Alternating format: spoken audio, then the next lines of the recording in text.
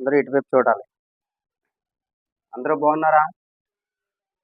సత్తమ్మ గారు, సత్తమ్మ గారు, ఇలా చూడండి ఇలాగా.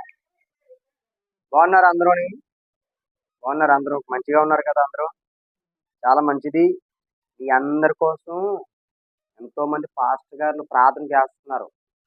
మీరందరూ బాగుండాలని, మిమ్మల్ని అందరినీ దేవుడు దీవించాలని, మరి ప్రతిరోజు కొంతమంది దైవజనులు మీకోసం ప్రార్థన చేస్తున్నారు.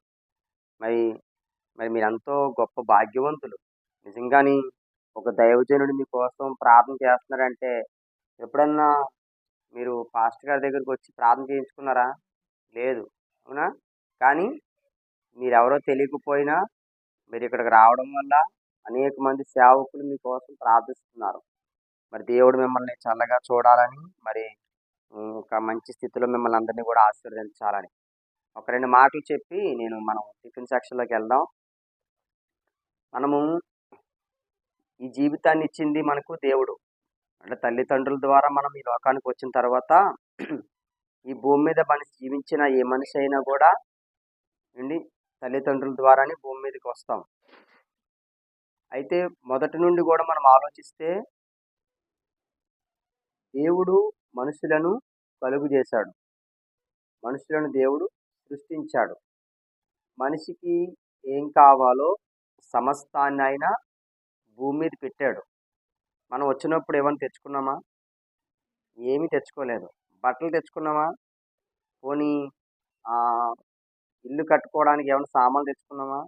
ఏమీ తెచ్చుకోలేదు. మనం భూమి మీదకి ఎలా వచ్చామో అలాగే ఉన్నాం. కానీ మనము పెరిగే కొలది కూడా దేవుడు మనకిచ్చిన జ్ఞానాన్ని బట్టి వస్త్రాలు కట్టుకోవడం, ఇల్లులు కట్టుకోవడం, చక్కగా అన్నీ సమకూర్చుకోవడం చేస్తున్నాం.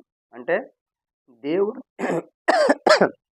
దేవుడు మనకి జ్ఞానం ఇవ్వడం వల్ల భూమి మీద మనం అన్నీ సమకూర్చుకున్నాం. అందుకే అప్పుడప్పుడు అంటారు, వెళ్ళిపోయినప్పుడు ఏం పట్టుకెళ్తావురా అనేసి అంటారు కదా! ఎన్ని సంపాదించుకున్నా ఏమైనా పట్టుకెళ్ళగలమా? మీరు పట్టుకెళ్ళలేరు, నేను పట్టుకెళ్ళలేను. కానీ ఒక మాట జ్ఞాపకం చేస్తాను. మనము భూమి మీద జీవించినప్పుడు మనము దేవునికి లోబడి, దేవునికి భయపడి మనముంటే ఖచ్చితంగా మనమందరం చనిపోయిన తర్వాత దేవుని మనం పొందుకుంటాం. ఈ భూమి మీద మనం దేవునికి లోబడితే, దేవునికి భయపడితే, ఆయన్ని మనం ఆరాధించుకుంటే, ఆయన స్తుతించుకుంటే, మనము దేవుణ్ణి చూడగలుగుతాం. దేవుణ్ణి మనము పొందుకోగలుగుతాం. ఈ భూమి మీద మనుషులు మనల్ని ఎంతకాలం ప్రేమిస్తారు? కొంతకాలం ప్రేమిస్తారు. తర్వాత విడిచిపెడతారు. మరి ఎన్నో అనాథాశ్రమాలున్నాయి. వాళ్ళందరూ ఎవరు? పిల్లలు విడిచిపెడితేనే వారు అనాథాశ్రమంలోకి వెళ్ళిపోయారు. మరి దేవుని మహాకృపను బట్టి మీకు ఎవరికి అటువంటి పరిస్థితి రాలేదు. దేవుడు గొప్ప దేవుడు.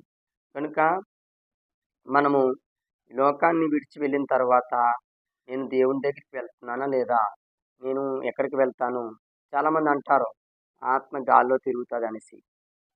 ఏండి మనం నీతిగా జీవించలేదనుకోండి, యథార్థంగా మనం బ్రతకలేదనుకోండి, దేవుణ్ణి మనము తెలుసుకోలేదనుకోండి భూమి మీద, దేవుని దగ్గరికి వెళ్ళం మనం. దేవుని దగ్గరికి వెళ్ళాలంటే మనం ఆయనకి తెలియాలి. ఆయన మనకు తెలియాలి. ఇప్పుడు మీరెవరైనా చుట్టాలింటికి వెళ్తారో, తెలిసిన వాళ్ళ ఇంటికి వెళ్తారా? తెలియకుండా వెళ్ళిపోతారా? తెలియకపోతే ఏమవుతారు? అమ్మో! ఇక్కడ పాస్టర్ గారి ఇల్లు ఎక్కడమ్మా? పాస్టర్ గారి ఇల్లు ఎక్కడ? అని తిరుగుతారు. మా ఇల్లు మీకు తెలుసనుకో మీరేం చేస్తారు? అమ్మ పాస్టర్ గారి దగ్గరికి వెళ్దాము. ఏదైనా సాయం చేస్తారేమో, ఏదో ప్రార్థన చేయించుకుందాం అనుకుంటారు. అదే మా ఇల్లు తెలియకపోతే తిరుగుతారు. అలాగ అమ్మ ఇక్కడ పాస్టర్ గారు ఉంటారు. ఎక్కడ అని అడుగుతారు. తిరిగి అలసిపోతారు. అవునా? అదే మనము ఆరోగ్యం ఉన్నప్పుడు, అన్నీ ఉన్నప్పుడు దేవుడిని తెలుసుకున్నామనుకో, మనం చనిపోయిన తర్వాత దేవుని దగ్గరికి వెళ్తాం. అవునా? ఇప్పుడు మీ మీ అందరిది కూడా వృద్ధాప్యం. అంటే చాలా ఎక్కువ మీరు నడవలేరు. ఎక్కువ ఏ పని చేయలేరు. ఎక్కడికి వెళ్ళలేరు. ఎందుకంటే మీరు చిన్నప్పటి నుంచి ఎన్నో కష్టపడుంటారు. ఎన్నో బాధలు పడుంటారు.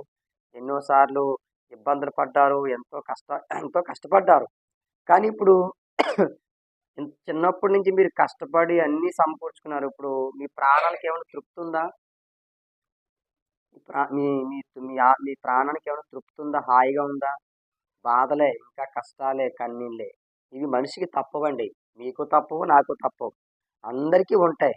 అయితే మనము ఏం చేయాలంటే, భూమి మీద మనకు ఆయుష్షు ఉన్నప్పుడు దేవుడిని తెలుసుకోవాలి. ఇది దేవుని మందిరం. మందిరంలోకొస్తున్నాం. దేవుని యొక్క ప్రసన్నత, దేవుని వెలుగు స్థలంలో ఉంటుంది. కాబట్టి దేవుడు నన్నెంతో ప్రేమించి మరి నాకివన్నీ సమకూరుస్తున్నాడు అని మీరందరూ తెలుసుకోవాలి. ఆ దేవుడిని ఆరాధించాలి. అమ్మా! మీరు చక్కగా ఇలాగా ప్రతిరోజు వచ్చి టిఫిన్ చేయడం వల్ల దేవుడు ఎంతో ఆనందిస్తాడంట. ఎంతో సంతోషిస్తాడు. అర్థమవుతుందా? బయట వాళ్ళ మాటలు ఏం పట్టించుకోవద్దు. చక్కగా రండి, టిఫిన్ చేయండి, వెళ్ళండి. అవునా? మీరు గూడా ఏం చేయాలంటే నేనేదైనా చెప్పినా మీరు వినేలా ఉండాలి. మొన్న మీటింగ్ పెట్టాం. అమ్మ అందరూ రండి భోజనాలు పెడుతున్నానని చెప్పాను. ఎంతమందొచ్చారు? ఇద్దరొచ్చారండి. ఇద్దరొచ్చారు. ఇంతమంది ఉన్నారు కదా! ఇద్దరొచ్చారు. మిగిలిన వాళ్ళు రాలేదు. నేను చూసాను. అది అవునులే. తర్వాత మీరు ఆరోగ్యం చూసుకోవాలి. చుట్టలు ఎవరైనా తాగినా చుట్టలు మానేయండి. దానివల్ల మీకు అనారోగ్యం వస్తది. తర్వాత చక్కగా దేవుని మందిరంలోకొచ్చి కూర్చొని ప్రార్థన చేసుకొని వెళ్ళండి. దేవుడు మిమ్మల్ని మంచిగా ఆశీర్వదిస్తాడు. మంచి ఆరోగ్యాలిస్తాడు దేవుడు. ఓకేనమ్మా? ప్రార్థన చేసుకుందాం. సమూయేలు గారు ప్రార్థన చేస్తారు.